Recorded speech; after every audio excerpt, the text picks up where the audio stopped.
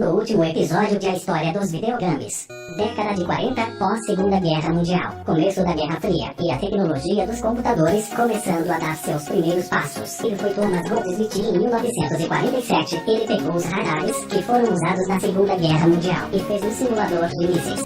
Mais rápido que o pensamento, um cérebro eletrônico, este é um unicórnio. O professor britânico de ciência da computação Alexander Douglas criou o primeiro jogo de computação gráfica, o XOS, e em 1958 foi criado o que muitos de vocês já conhecem e o que muitos consideram como o primeiro jogo do mundo. Estamos falando do consagrado Pikachu. Tudo que sabemos é que esses grandes criadores que apareceram no vídeo de hoje queriam provar o poder que uma máquina pode ter. E eles não só provaram, como também ajudaram a criar uma das indústrias mais poderosas de todo o mundo.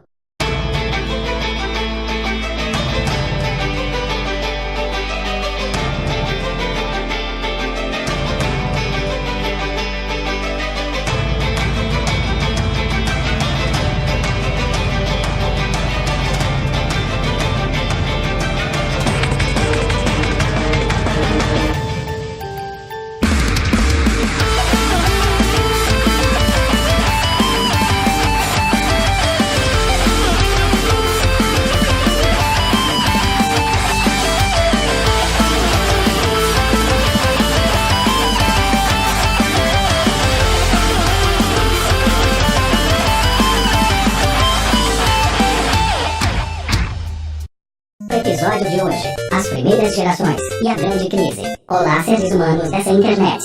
A primeira geração de consoles foi compreendida entre 1972 e 1977, e o videogame que levou o maior crédito foi o Magnavox Odyssey, o primeiro console a fazer sucesso no mundo inteiro.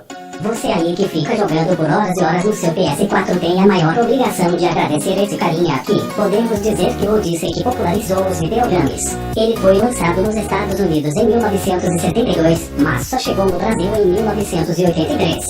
Brasil como sempre sendo um arraso. Além do Magnavox, a primeira geração de consoles teve outro carinha bem sucedido, que foi o famosíssimo Pong. Ele foi um arcade também criado em 1972 por Nolan Bushnell e Ted Downey, e o primeiro arcade do mundo. Assim como o carinha do PS4 tem que agradecer o Magnavox, você rato de fliperama tem que agradecer o Pong. Graças a ele a indústria dos arcades pôde existir. E como tudo que faz sucesso tem seus clones, com o Pong não foi diferente. E a pirataria nos games existe desde a primeira geração.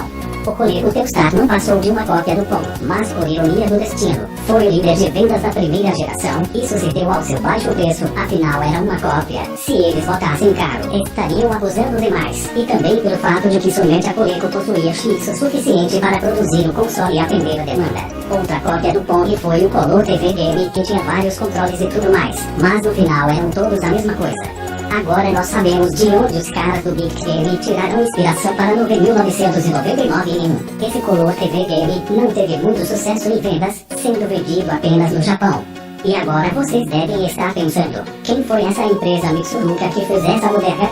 Não tinham mais o que fazer no KKK. Então, quem fez essa cópia foi a Nintendo. Isso mesmo, a Big Game é, eu acreditei quando eu vi. Entendo seu passado te condena, hein? Na segunda geração foi onde surgiram os consoles portáteis. O mais importante foi o Game Invade, que foi criado por Gunpei Yokoi em 1980, e foi aí que a gente viu que a Nintendo tinha tomado vergonha na cara. Mas o Game Invade foi o mais importante só porque ele foi o primeiro videogame bem sucedido da Nintendo. Não, foi nele que vimos pela primeira vez os botões, direcionados em forma de cruz, que estamos tão acostumados hoje em dia. Então esse Game Invade merece o tributo de toda a galera gamer. E olhem o design dele, não lembra um outro portanto da Nintendo. Vou deixar essa questão no ar. Outros consoles portáteis da segunda geração foram o Microvision de 1979, o Intex Select Game de 1981 e o Epoch Game Podcast Computer de 1984. Falando agora dos consoles de mesa. Sim, foi aqui que tivemos o Atari 2600. Digo, Full-King Atari 2600, um dos maiores símbolos dos anos 80, o videogame mais clássico, o que todos amam, o que iniciou o crash dos videogames. Peraí, vamos continuar falando das coisas boas, pô. O Atari 2600 foi projetado por Jair e lançado em 1977 no dia 11 de setembro. 11 de setembro. Conspiração. Ele foi o grande responsável por popularizar os amados cartuchos, e antes de falarmos do lado negro desse console, vamos ver os outros que estavam no mercado. Mickeychu Channel F, lançado em 1976, foi o que inaugurou a segunda geração e que os jogos poderiam ser feitos separadamente. Vale a trocadilho de 1977, Magnavox Odyssey 2 de 1978, Detesta de 1982, e os bizarros consoles de telefone. O que os criadores estavam querendo? Que você ficasse conversando com a namorada enquanto jogava videogame. Seja pra que isso?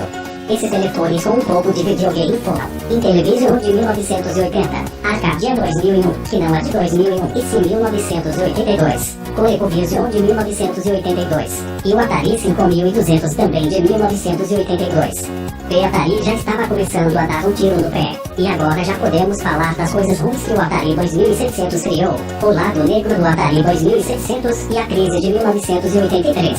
Por ser uma novidade, a indústria dos videogames estava gerando muito dinheiro, era uma febre. Aí todas as empresas quiseram se aproveitar disso e elas pensaram assim: como é uma coisa nova, vamos fazer qualquer porcaria que pagar dinheiro. Grana, grana, grana, e o resultado vocês até já viram. Esses consoles bizarros como os de telefone. Mas o problema mesmo não era que os consoles eram ruins, sim, que todos os jogos eram tudo a mesma coisa, tudo. E eram jogos cheios de problema para piorar. Outra causa da crise foi a ascensão dos computadores pessoais, que também tinham seus jogos, e ainda faziam outras coisas. Só que a gota d'água mesmo foi a Atari que fez. Ela era líder no mercado e ficou totalmente obcecada com o lucro e começou a lançar vários videogames, como vocês também já viram. Só na segunda geração a Atari lançou 2 consoles de mesa, sendo que o 5200 foi um bizarro e sem nexo. E além desses de mesa, ela também tinha que lidar com os computadores Atari 400 e Atari 800 e toda a sua linha de fliperamas. Ou seja, Atari pra caramba. Grana, grana, grana. Quando ela adaptou o famoso Pac-Man para os consoles de mesa, até que vendeu bem, mas já foi criticado por apresentar alguns problemas. Só que o pior ainda estava por vir. Em 1984, querendo se aproveitar do grande sucesso do filme, a Atari resolve fazer o jogo do extraterrestre. E claro, eles fizeram só pensando no dinheiro. Nós somos a Atari, qualquer coisa que a gente faz vende. Apressa esse jogo aí pra ficar pronto no Natal, aí a gente aproveita as vendas e vem muita grana. Aí vamos fazer mais cartuchos do que consoles. Tenho certeza que como é de um filme, aqueles babacas vão querer mais de um cartucho. O resultado, por ter sido feito às pressas, o jogo do Ash foi um fracasso total, o maior fracasso da história dos videogames. A Atari ficou com todos aqueles cartuchos encalhados, e a população se encheu de vez dos videogames. Foi quando as pessoas decidiram que tudo não passou de uma modinha, mas seria mesmo o fim dos videogames. Bom, vocês sabem que essa indústria sobreviveu. Mas como? O que fez a população pegar no joystick novamente? Essas perguntas serão respondidas no próximo episódio.